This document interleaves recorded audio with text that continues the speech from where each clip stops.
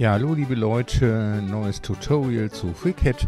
Hier möchte ich einen Filament Rollenhalter konstruieren und der ist so von der Grundkonzeption schon bekannt, aber da kommt noch was dran, was den ein bisschen erweitert. Das machen wir aber erst dann zum Ende. Also so Filamentrollen, die haben eine gewisse Größe. Und den ersten Teil fange ich aber erstmal an, weil ich da schon weiß, dass diese Rolle da drauf passt. Das heißt, wir haben zwei Seitenteile, wo dann Achsen reingesteckt werden. Die werden mit Muttern festgeschraubt. Die Muttern und die Schrauben, auf die gedreht werden, das wird alles gedruckt. Also keine käuflichen Muttern und Schrauben, alles wird gedruckt. So, fangen wir mal mit den Seitenteilen an. Erstes Seitenteil, dann schaue ich mir einmal hier, wir machen einen neuen Körper und eine neue Zeichnung. Und wir lassen das Seitenteil einfach auf der XZ-Ebene starten. Und zwar hier ebenerdig in Anführungszeichen. So, dann machen wir erstmal ein Rechteck.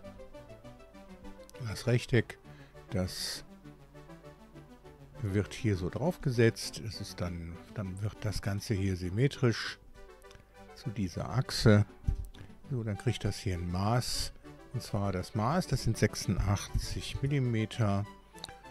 Ne, das muss größer werden. 86 ist der Achsabstand. Das heißt, das machen wir jetzt ruhig mal 100 mm. Dann kriegt das eine gewisse Höhe. Das maße ich hier. Und zwar, das machen wir 20 werden schon die Rollen. Machen wir es mal 35 mm und ruhig noch ein bisschen breiter. 120 mm. So, dann kommen da Löcher rein, wo die Achsen durchgesteckt werden. Diese die werden erstmal symmetrisch zu dieser Achse. Ich mache mal gerade oben die Tastenkommandos an. Also ich habe gerade hier den selektiert und dann habe ich S für symmetrisch gedrückt. So, dann haben wir die beiden, die haben denselben Durchmesser. Da drücken wir einfach E. Und der Durchmesser hier, da machen wir 4,5 mm. Das ist die Öffnung. Und hier, das wird jetzt das Maß, und zwar die 86 mm.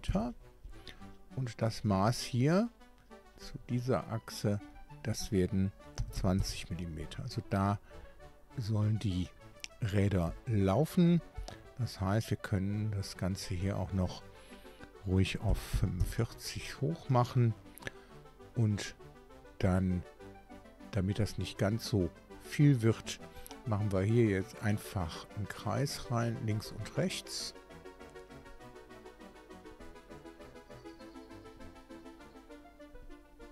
So, diese Kreise, die kriegen auch denselben Durchmesser, das heißt Taste E drücken und dann geben wir denen auch noch einen Durchmesser 35 mm.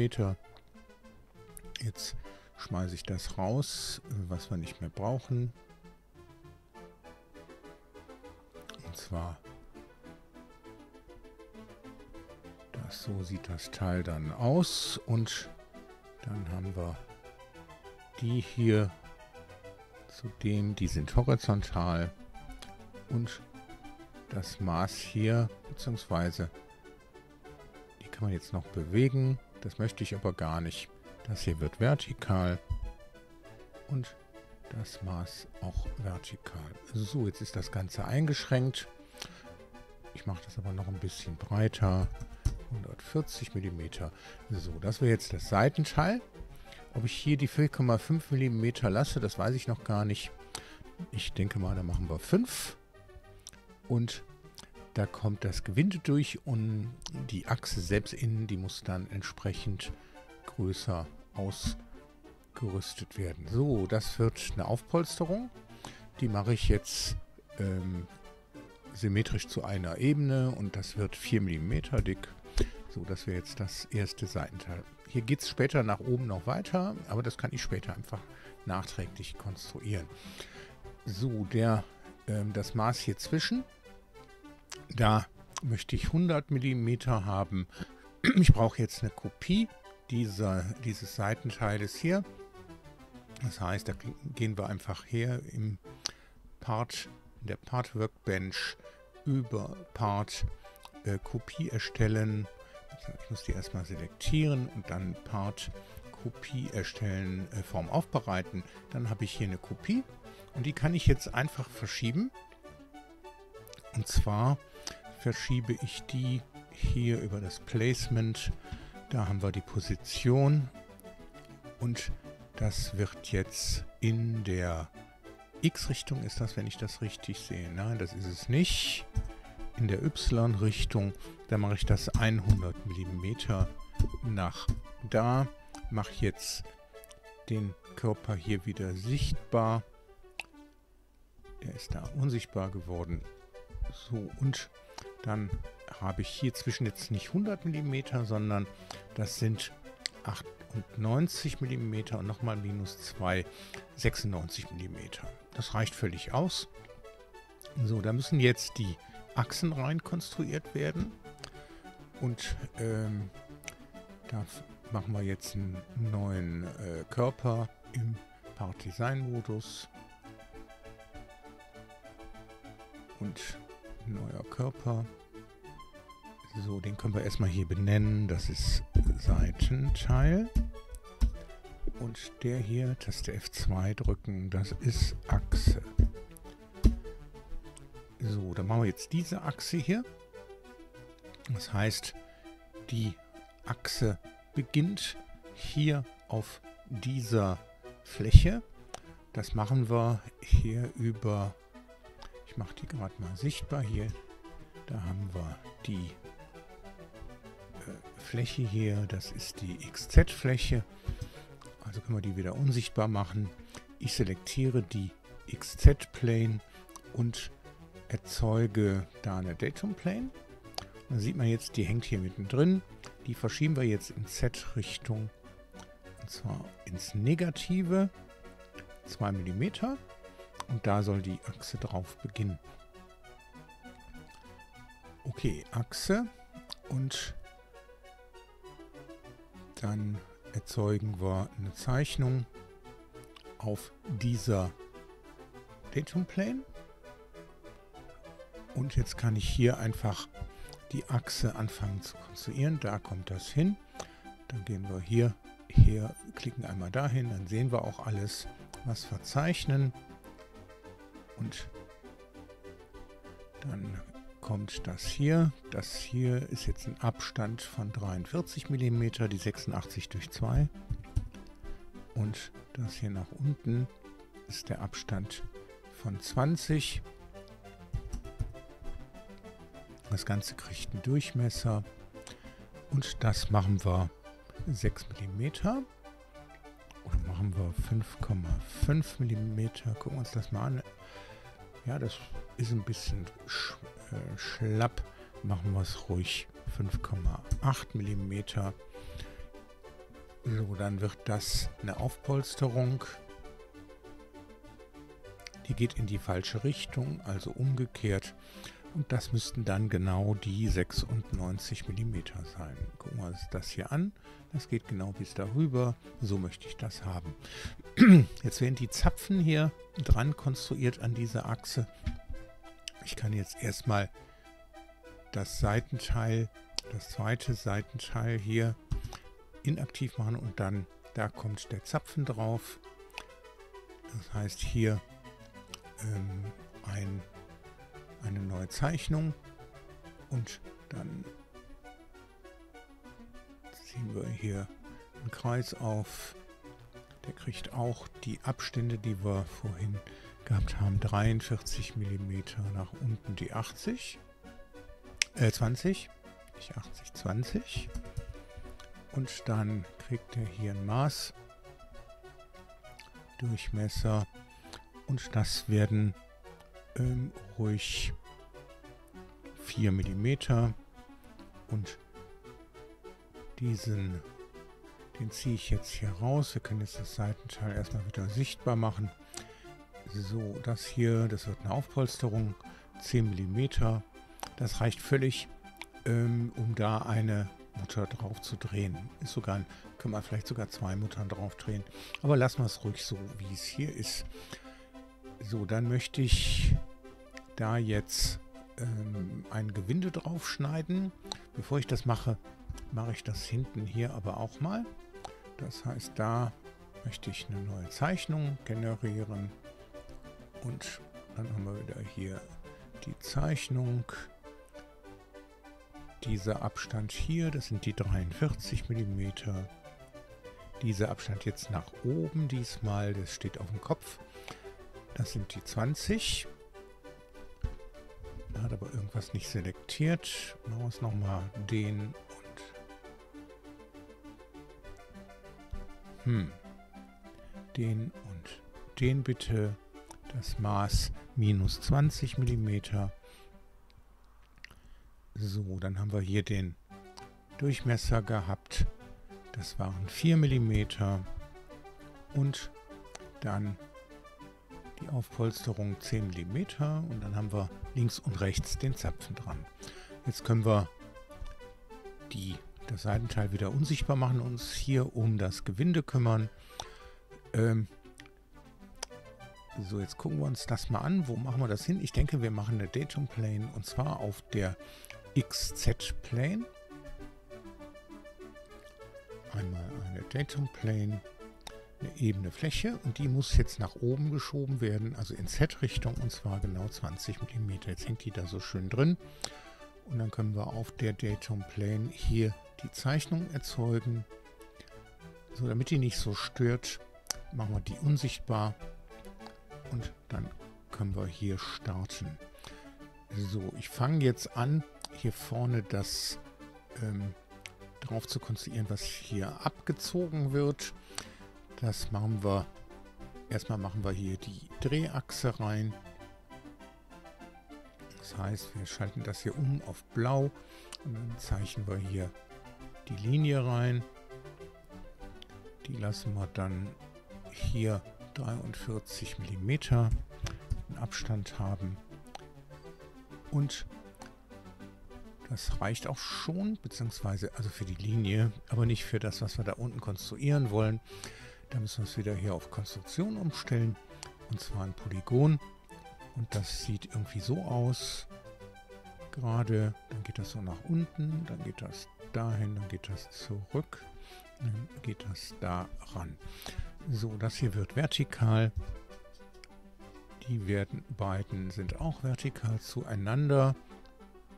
Und dann können wir jetzt das Maß definieren. Das Maß zu dieser Linie, das sind minus oder 4 mm. Ne, 2 sind es. Gehen wir nochmal her. Doppelklick 2 mm. 2 mm.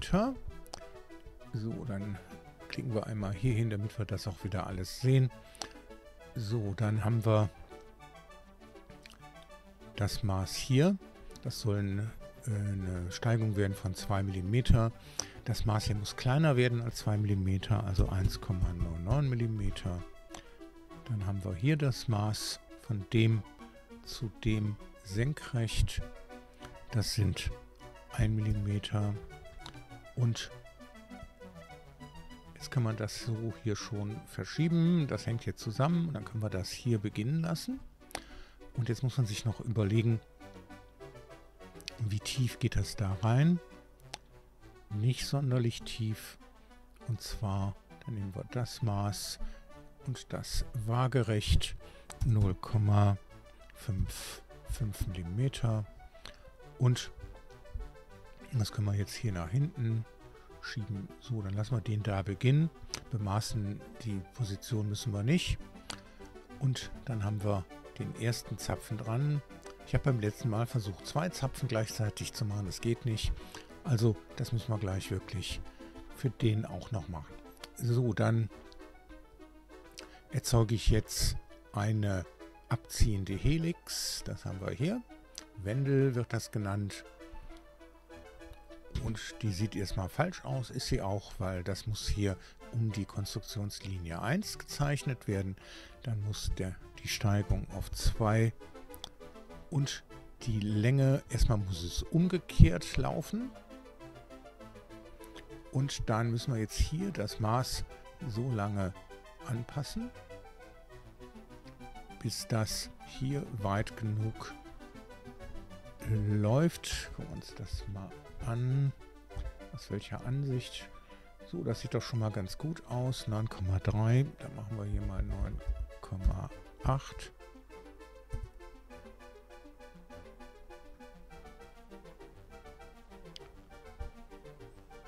Jo, das sieht doch gut aus. Da kommt die Mutter sowieso nicht drauf, also 9,8 mm, das können wir nehmen. Dann haben wir die erste Wendel fertig.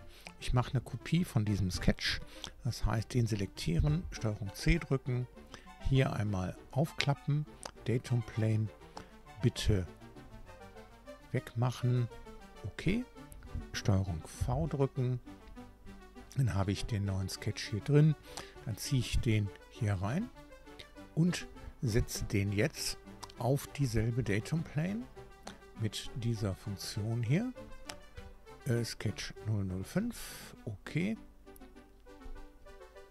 Und wenn ich jetzt diesen Sketch anzeigen lasse, ist der genau da. Und jetzt öffne ich den und jetzt kann ich das einfach hier verschieben. So, da mache ich jetzt trotzdem mal ein Maß noch rein, und zwar das hier, damit er beim Schieben nicht so rumzickt.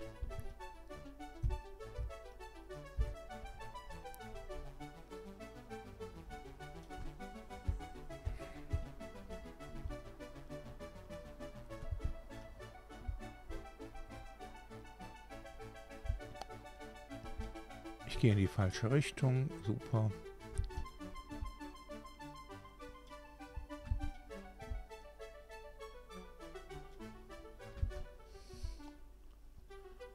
So, dann machen wir das genauso. Da lassen wir das Ganze starten. Die blaue Achse kann gleich bleiben. Das heißt, wir machen hier auch eine abziehende Wendel. Und zwar auf der Konstruktionslinie 1. Diesmal brauchen wir es nicht umgekehrt zu machen, aber die Steigung ist auch 2 mm. Und das hier 9,8.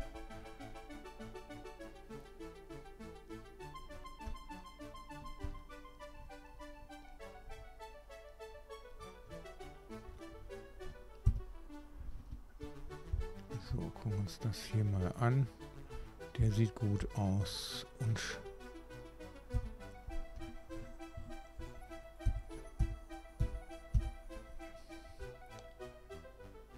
da muss ich mal ein bisschen gucken. Schauen wir uns das hier mal an. Ja, es ist leider nicht mitten im Bild.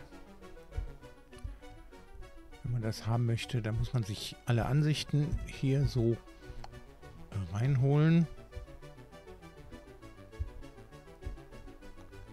So, jetzt habe ich das mittig und jetzt kann ich das auch so drehen, wie ich es haben möchte.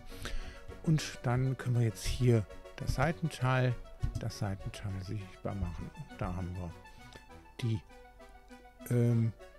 Enden mit den Gewinden.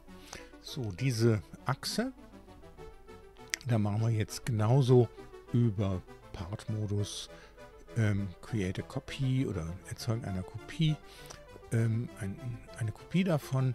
Diese Funktion, die habe ich mir hier hingeholt. Das könnt ihr auch machen. Dann braucht man hier nur einmal klicken.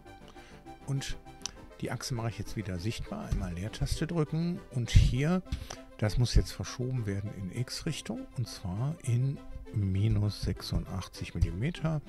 Und dann habe ich schon die beiden Achsen da drin. Und dann können wir weitermachen. Die Muttern, die sind jetzt nicht das Wichtigste. Das Wichtigste, was jetzt noch kommt, das sind die Rollen hier drauf. Da kommen so Rollen drauf, auf die die Filamentrolle so draufgelegt wird. Und Da machen wir einen neuen Körper. Das nenne ich jetzt einfach mal Rolle. Und da machen wir auf der XZ-Ebene eine Datum Plane. Machen wir das? Ne, das machen wir nicht. Wir machen auf der XY-Plane eine Datum Plane. Und die wird auch hier in die Mitte reingesetzt. Das heißt in Z-Richtung 20 mm. Unsichtbar. Dann machen wir hier eine neue Zeichnung. Und da zeichne ich jetzt einen Rotationskörper für die Rolle. Das heißt, wir machen hier ein Rechteck. So, dieses Rechteck, das kriegt eine Breite von, sagen wir mal, 8 mm. So, dann machen wir hier auch die Drehlinie rein. Das heißt, wir zeichnen hier die Strecke, die wird blau.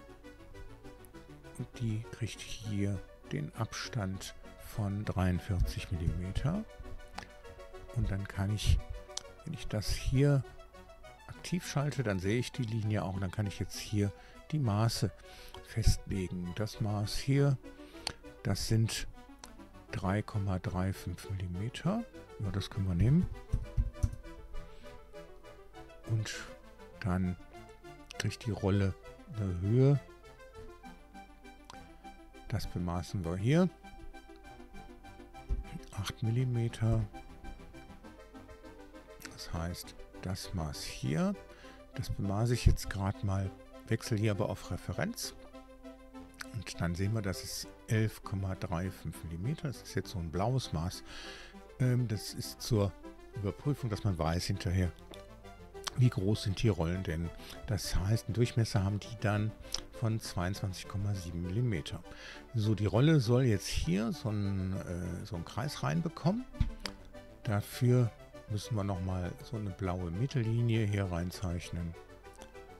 So, die kriegt jetzt hier, das ist ja 8 mm, das Maß hier. Das werden 4 mm. Und dann ist die schön die mittelhalbierende hier. Und dann können wir da einen Kreis reinzeichnen, den nicht mehr blau.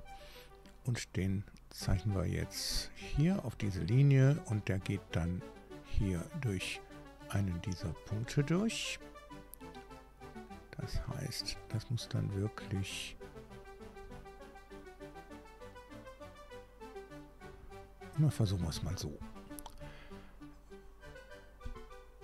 Gut, jetzt ziehen wir den mal. Ja, das sieht gut aus. So, das ist aber falsch so. Und zwar, der muss so sein. So soll das aussehen. Dann kriegt er jetzt einen Radius. 9 mm. Und dann machen wir diese Linie hier blau. Und löschen einfach hier mit dieser Funktion das raus. Und dann haben wir hier unsere Rolle fertig. Die braucht jetzt nur einmal gedreht werden um die Konstruktionslinie 1. Das heißt, gedreht heißt in dem Fall hier diese Funktion Drehteil. So, Drehteil, dann wählen wir hier die Konstruktionslinie 1. Die scheint falsch zu sein, dann ist das Konstruktionslinie 2. Und da haben wir die Rolle fertig. Dann können wir die einmal durchführen und das ist die Rolle fertig. Die Rolle, die wird jetzt einfach hier mehrfach kopiert. Das heißt, selektieren, diese Funktion hier auswählen, die Create a Copy bzw. Form aufbereiten und dann können wir die jetzt hier auf der Achse verschieben. Das machen wir, indem wir die selektieren, hier auf Placement, Position. Das ist in Y-Richtung und dann mache ich jetzt mal 80 mm. Das ist ein bisschen zu viel, bis guten 60. So, dann haben wir die, dann machen wir von dieser Rolle hier noch eine Kopie. Und die verschiebe ich jetzt hier, minus 86. Und dann nehmen wir diese Rolle, davon auch nochmal eine Kopie. Und wieder sichtbar machen die Rolle. Und diese Kopie hier, Die verschiebe ich jetzt auch in y um minus 86. Ne, nicht y, x 0. Und da haben wir minus 86. Und dann habe ich die 4 Rollen fertig. So, jetzt können wir noch die Mutter hier konstruieren. Die machen wir hier seitlich drauf. Das wird neuer Körper. So, das Ganze heißt Mutter. Da habe ich aber noch was selektiert gehabt, deswegen löschen wir das gerade mal raus wieder. Also da darf nichts selektiert sein, die Rolle muss sichtbar sein. So, nochmal einen neuen Körper. Das wird die Mutter. Und dann brauchen wir eine Datum Plane. Das heißt, auf welcher Ebene können wir uns das hier einblenden. Dann sehen wir das. Zwar die Datum Plane, das ist die XZ-Ebene. Dann selektieren wir die hier, wir machen die unsichtbar, dann hier einmal XZ, eine neue Datum Plane. Und dann wird die jetzt verschoben in Z-Richtung. Und zwar ins positive 2 mm. Und da soll jetzt die Mutter drauf konstruiert werden. Die können wir unsichtbar machen und zeichnen, erzeugen darauf eine neue Zeichnung. Und zwar, das wird ein Sechseck. Machen wir hier den Mittelpunkt irgendwo hin. So soll das Ganze aussehen. Und dann können wir uns das hier anzeigen lassen. Der kriegt den Abstand hierzu von 20 mm und den Abstand zu dieser Achse, das sind die 43. Und dann kriegt die Mutter hier noch ein Maß. 17, dann machen wir mal 20 mm und das hier wird horizontal. So, dann kriegt diese Mutter innen ein Loch. Und zwar, das ist jetzt das Loch.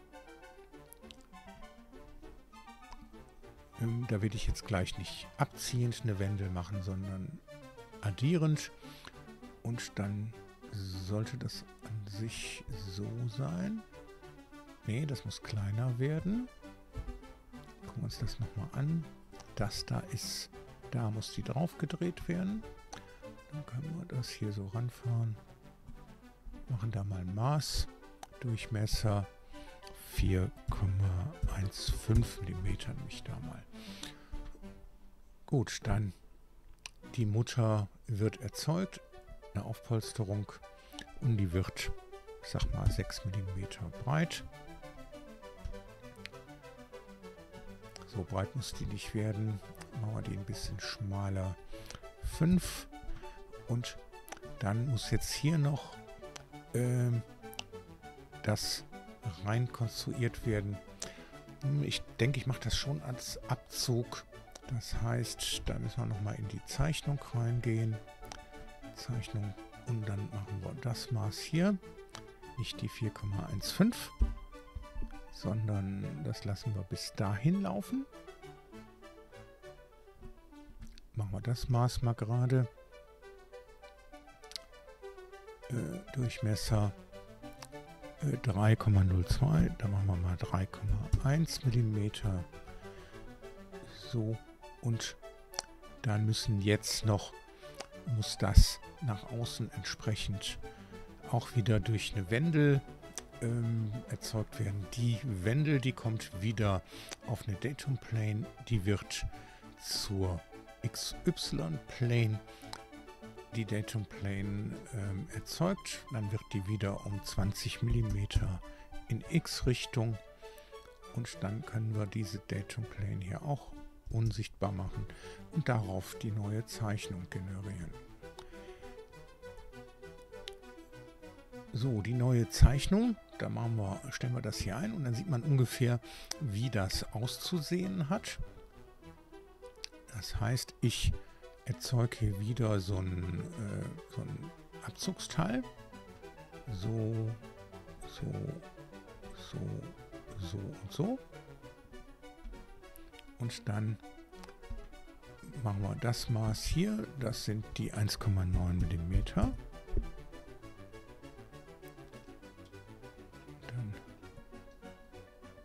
das Maß hier, das sind senkrecht der 1 mm. Dann können wir jetzt hier das so anstellen, wie das abgezogen werden soll bei der Mutter. Ist das überhaupt richtig? Ja, das ist richtig. Ich bin mir jetzt gar nicht so sicher. Ich mache mal diese Achse hier unsichtbar. Gucken wir uns das mal an. Das muss umgekehrt gezeichnet werden. Also gehen wir nochmal in den Sketch rein.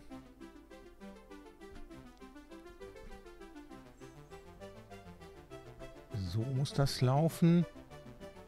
Und dann muss das hier so reingepackt werden. So, gehen wir nochmal her, machen die Achse wieder sichtbar. Machen mal die Mutter halb durchsichtig.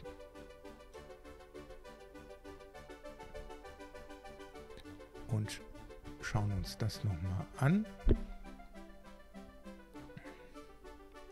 Das heißt, wir müssen hier hin und dann haben wir einmal das Maß. Die beiden hier, die werden vertikal zueinander und dann brauchen wir die Mittellinie. Das heißt, hier wieder blau machen und so.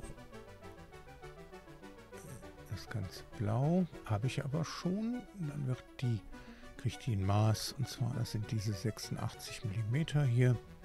Ne, 43, die Hälfte davon. Und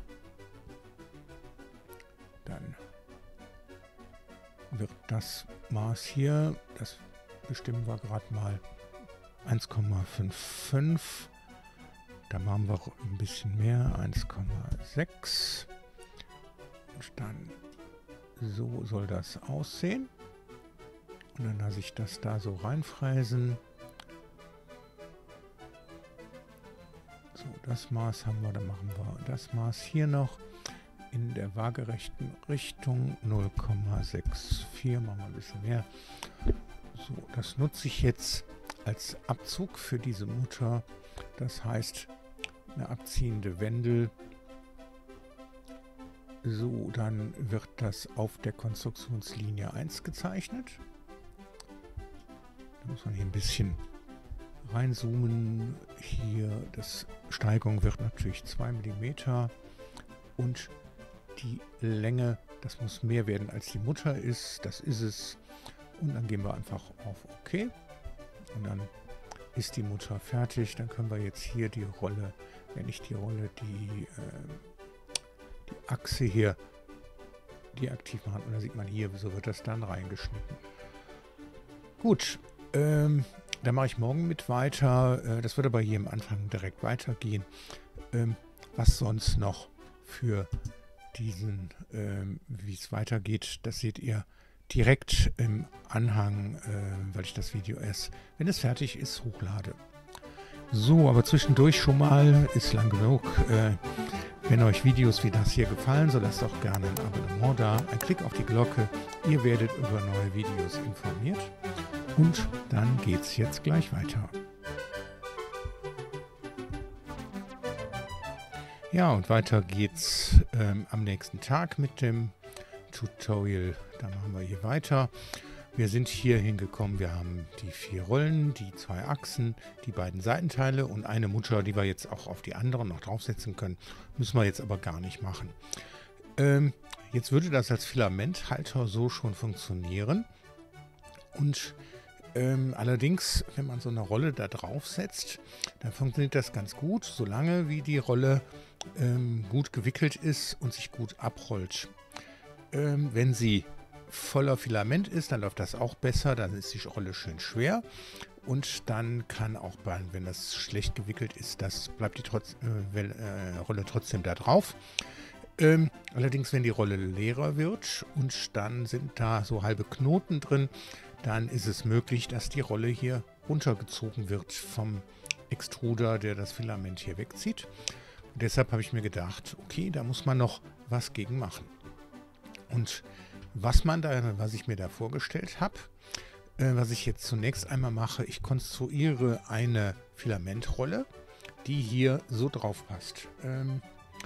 So, die Filamentrolle, die ich hier habe, das ist eine Rolle von Esun, heißt der Hersteller. Die hat einen Durchmesser von 20 cm. Das heißt, ich mache hier einen neuen Körper. So, da haben wir unsere Körper bisher. Und dann machen wir hier einen neuen Körper. Den nennen wir Filarrolle. Und dann wird das, da erzeuge ich jetzt eine Datum Plane. Und zwar müssen wir schauen, auf welche Achse. Das ist, glaube ich, auch die XZ, ganz genau. Kann man das wieder unsichtbar machen. Also auf der XZ-Ebene, da möchte ich eine Datum Plane erzeugen und die wird nun in Z-Richtung auch verschoben. Und zwar negativ. Und zwar so, dass die hier, wenn wir hier so von oben drauf schauen, mache ich mal gerade, wir schauen von oben drauf. Und das war die falsche Richtung. So. Da machen wir mal minus 15,5. Das ist jetzt die Mitte und das nehmen wir hier als Maß. Dann können wir die unsichtbar machen und erzeugen hier eine Zeichnung. Dann geht man hier auf diesen Menüpunkt hier. Da sehen wir jetzt die Rollen. Dann die Filamentrolle wird hier mittig. Also können wir hier den Mittelpunkt hier drauf fangen. Und dann geht die so weit. Und dann machen wir jetzt das Maß und dann müssen wir die gleich dann noch verschieben. So, das Maß, das ist hier Durchmesser. Das sind 200 mm. So groß ist die Rolle. Und jetzt können wir die hier nach oben schieben, so dass die da schön drauf abrollt. Also so würde jetzt diese Esun-Rolle hier drauf abrollen. So, dann hat die noch in der Mitte eine Öffnung. So, dann nehme ich jetzt die kleine Öffnung, die echte Öffnung. So, das sind so 5,5 cm, also 55. Machen wir hier jetzt das Maß, 55 mm. Und dann erzeuge ich da eine Aufpolsterung, die bitte symmetrisch zu einer Ebene, und die ist nicht sonderlich dick. Da habe ich hier so eine Schieblehre liegen. Das machen wir mal gerade. Was haben wir da? 3,8, so 4 mm rum, nicht 10, also machen wir hier 4 mm. So, das wäre jetzt also die Rolle, wie sie darauf läuft, also die eine Seite der Rolle. Und dann, ich mache jetzt die Rolle einfach so breit, dass sie hier hinten auch drauf läuft. Das heißt, ich mache eine Kopie dieser Zeichnung hier, Steuerung C. Dann machen wir hier die Datum Plane weg. Okay. Einmal Steuerung V. Dann liegt die hier unten hin. Die ziehen wir jetzt hier rein in Filarrolle. Und dann machen wir die neue Datum Plane wieder auf der XZ-Ebene. Und die wird jetzt auch in minus Z-Richtung verschoben. Und zwar so weit, dass sie auf der zweiten Rolle läuft. Ich könnte jetzt auch nachschauen, wie weit ich die Rollen verschoben habe. Aber gucken uns das mal von oben an. Das war Unfug. So, in Z minus 20 mm. Gucken uns das mal von oben an. So, die zweite Datumplane. Doppelklick. 80. Ja, das ist es ungefähr.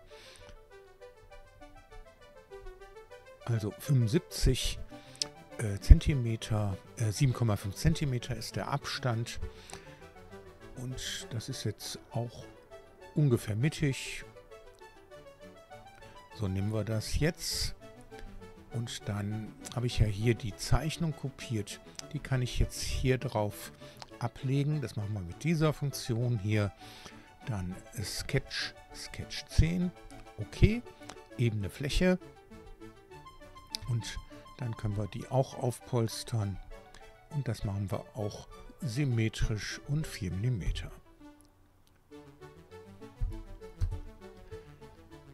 So, jetzt sieht man, dass das nicht klappt. Das ist auch nicht anders zu erwarten. Und zwar der Grund dafür ist, dass ich jetzt noch hier etwas machen muss, dass das hier verbunden wird. Das heißt, ich mache hier eine neue Zeichnung drauf und die machen wir so groß, zum Beispiel Durchmesser 60 mm, und dann kriegt die noch ein Maß. Das holen wir uns jetzt einmal hier an dieser Zeichnung ab. Und zwar, das ist jetzt noch nicht bemaßt. Da nach da. Und das Maß, das mache ich jetzt ruhig als Referenzmaß. 120,45. Ja, das können wir ruhig. Sketch 10. Das können wir ruhig fest bemaßen. So. Du Punkt, bitte dazu ein Maß. Und das sind 120,45. Dann gehen wir auf den Sketch 11. Das Maß, das müssen wir jetzt hier nach oben bemaßen. Das wird dann minus 120,45. Und dann machen wir hier eine Aufpolsterung. Ich möchte das aber nicht durchgängig haben. Das heißt, wir müssen hier noch eine zweite Zeichnung reinsetzen, einen zweiten Kreis. Und zwar dahin. Und dieses Maß, das sind dann die 55 mm. So, jetzt können wir die Aufpolsterung machen. Und 75, das dürfte hinten rausstehen, ja. Gehen wir mal zurück hier, dass das so einigermaßen passt. So, das sollte passen. Und jetzt kann ich auch diesen Sketch hier aufpolstern. Und zwar symmetrisch und 4 mm. Und dann haben wir die Filamentrolle fertig. So, die Filamentrolle, die kann auch ein bisschen größer werden. Das sieht man hier, wenn die größer wird. Hier unten sollte das kein Problem darstellen. Aber ich will die Filamentrolle jetzt oben auch noch einklemmen. Jetzt könnte ich hier oben jeweils eine Rolle laufen lassen. Das würde aber trotzdem nicht die Rolle richtig fixieren. Dann könnte die trotzdem hier auf dieser Seite rausgezogen werden. Deswegen muss man das mit 2 Rollen machen. Und da muss man sich jetzt überlegen, wie machen wir das. Und zwar, ich mache jetzt Folgendes. Ich brauche jetzt nur einmal dieses Seitenteil hier. Das mache ich aktiv. Dann schauen wir uns hier dieses Pad an. Das ist die Zeichnung dazu. Und da zeichne ich jetzt hier noch einen Teil, der hier so an die Seite angefügt wird. Und zwar, der besteht aus einem Rechteck.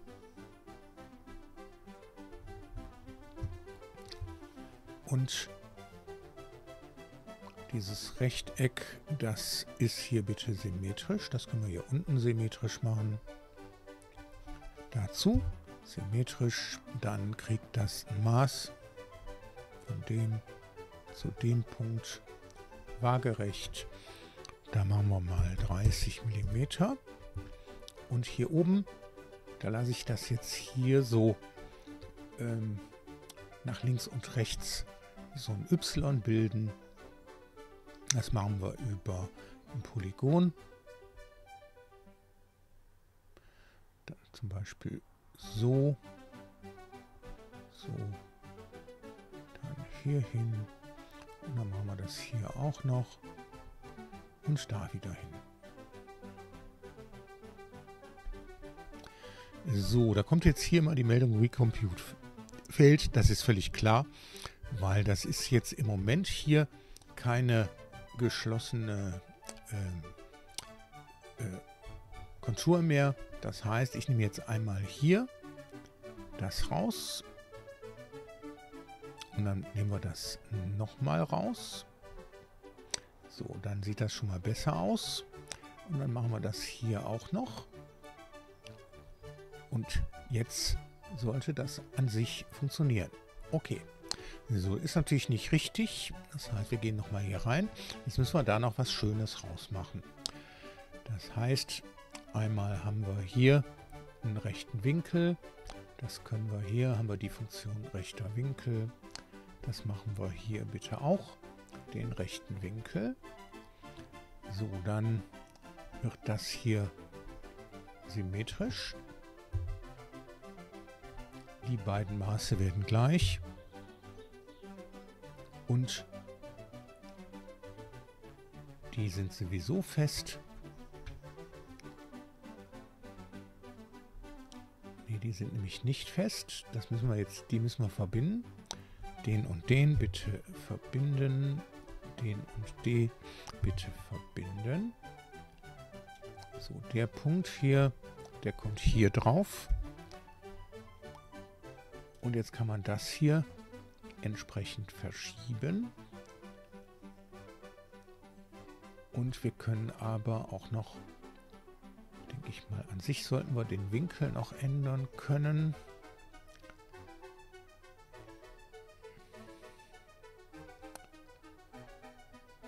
Ist da überhaupt noch der rechte Winkel drin? Mal gucken. Wenn wir hier jetzt noch einen rechten Winkel machen, passiert da was? Ja, so die beiden hier, die werden horizontal zueinander.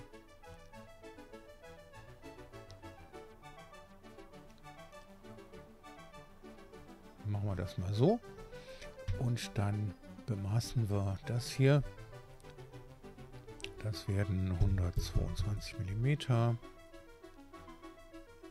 Das Maß hier, das werden 25. So, dann machen wir hier noch den Winkel rein.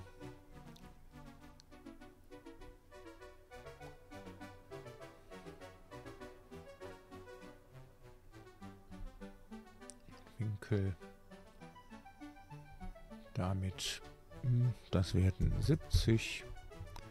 So, was haben wir jetzt noch für ein Maß? Was fehlt noch? Es fehlt noch das Maß hier. 70.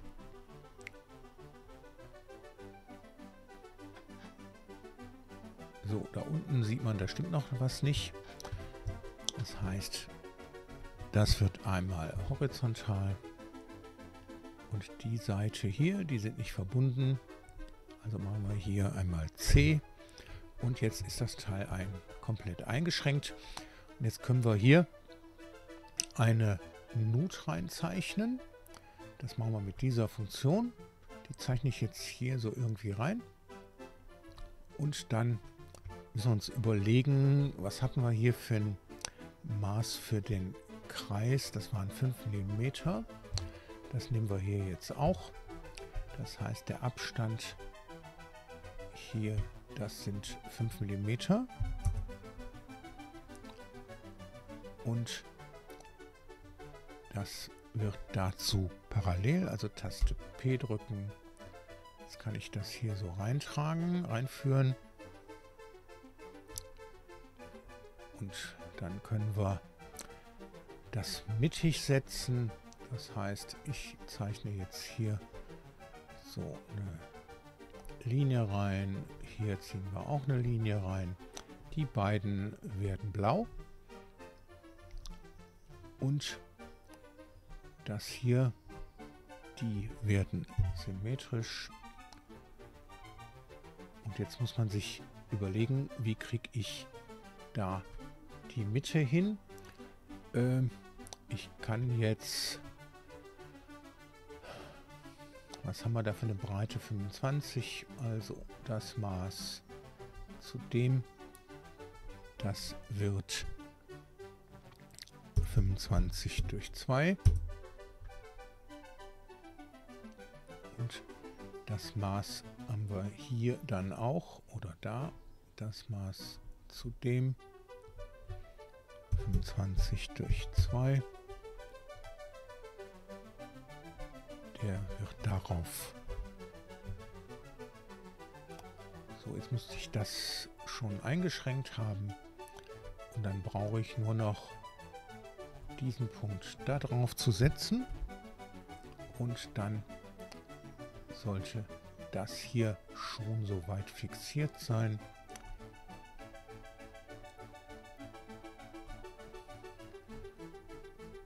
So, bemaßen muss man das nicht unbedingt, aber ich mache es trotzdem.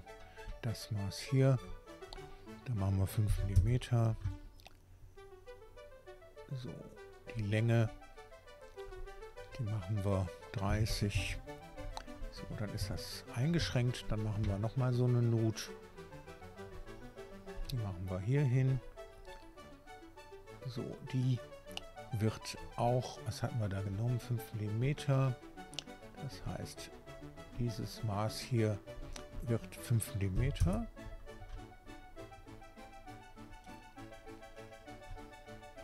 können wir die hier so hinziehen und den einmal hier, Taste O. Und an sich müsste ich jetzt nur noch den zu dem und parallel machen. Jo, das passt. Dann haben wir das Maß hier. Das sind 5 mm. Und das Maß 30. Und dann ist das komplett eingeschränkt. So, wir schließen das Ganze. Dann sieht man hier, das ist soweit fertig.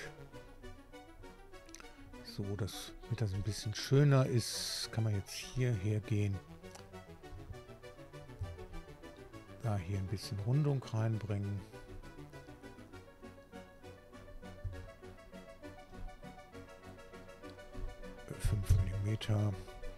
Das machen wir hier auf der Seite auch.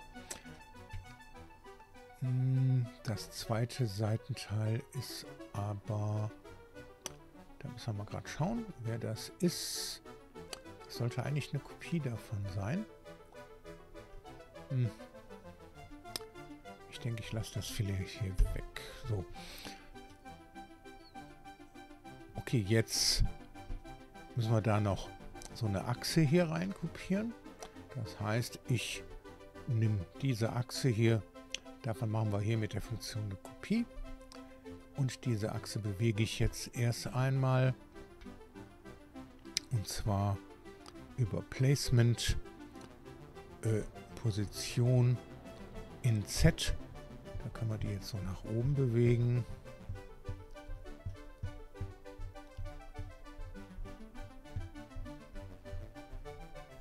Dahin zum Beispiel. Und jetzt können wir die hier in X bewegen, bis die da so drinnen liegt. Und dann machen wir davon eine Kopie.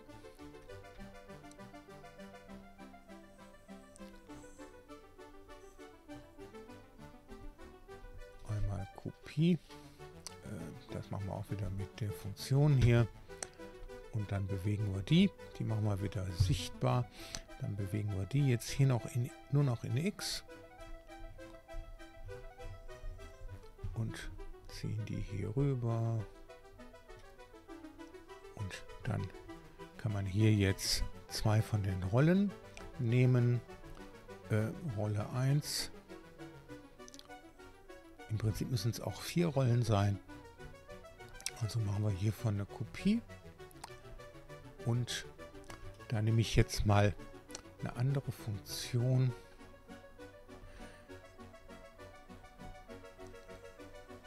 Ich glaube, ich habe gerade die falsche Funktion gewählt. Das heißt, machen wir nochmal die Rolle eine Kopie. Die wird sichtbar. Da haben wir die Rolle kopiert. Und die bewege ich jetzt. Da gehen wir auf Transformieren. Und dann kann ich die jetzt einfach hier nach oben ziehen. Und kann schauen, wie ich die hier so auf... Gucken wir aus der Ansicht. So. Und dann wird die so dahin geschoben. So sieht das Ganze aus. Was ist denn da für eine Datum Plane jetzt sichtbar? Die hier, die können wir mal gerade ausblenden.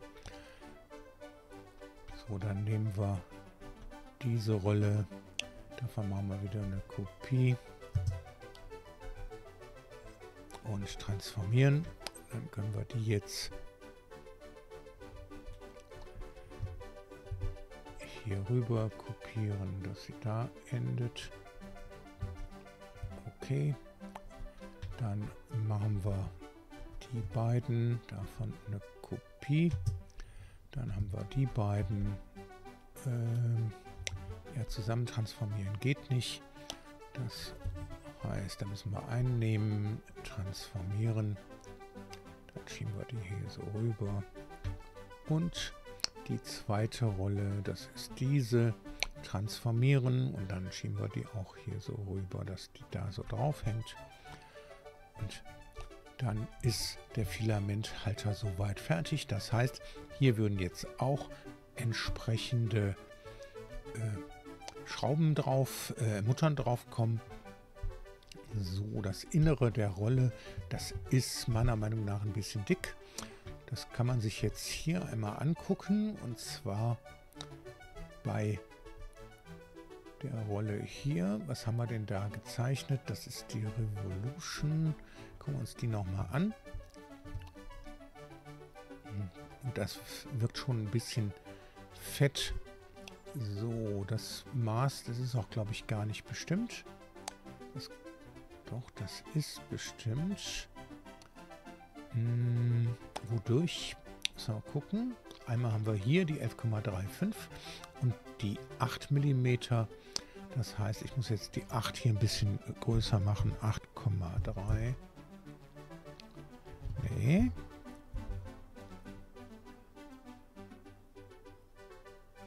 Da ist das Maß. So, 3,35. Da machen wir 3,15.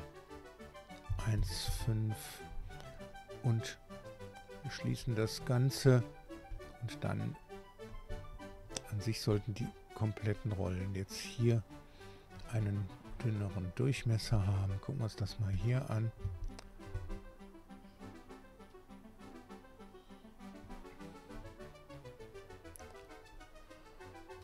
Jo, ich denke mal, da sind wir soweit fertig mit dem Filamentrollenhalter. Also wenn ich das drucke, mache ich 8 von diesen Rollen. Eins, so, da hinten fehlt noch die Achse. Die habe ich irgendwo unsichtbar gemacht. Gucken wir uns mal gerade an, wo. Filarrolle. Rolle. Aber es muss eine Achse sein, die ist es. So, also ich brauche 1, 2, 3, 4 von den Achsen, 8 von den Rollen, 1, 2, 3, 4, 5, 6, 7, 8 von den Muttern und 2 von den Seitenteilen. Und dann, das sollte relativ fix zu drucken sein. Und dann ist der Filamentrollenhalter so, dass die Rolle hier nicht raus kann. Und dann kann man sich überlegen, ob man den auf den Tisch klebt oder hier noch mit etwas versieht, dass man den fix auf dem Tisch anschrauben kann. Gut, also wenn euch Videos wie das hier gefallen, so lasst auch gern ein Abonnement da, ein Klick auf die Glocke, ihr werdet über neue Videos informiert. Damit danke fürs Zuschauen und bis zum nächsten Video. Tschüss!